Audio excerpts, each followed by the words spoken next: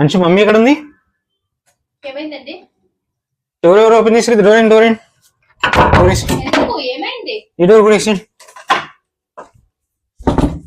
దుప్పుడు దుప్పుడు ఏమైంది? కుక్కలు పట్టుకునే వాళ్ళు వస్తున్నారు. బయట కుక్కల బండి వచ్చింది.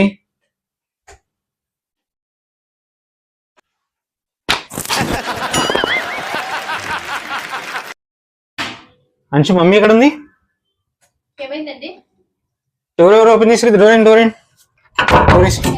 ఏమైంది? ఈ డోర్ కూడా వేసి దుప్పుడు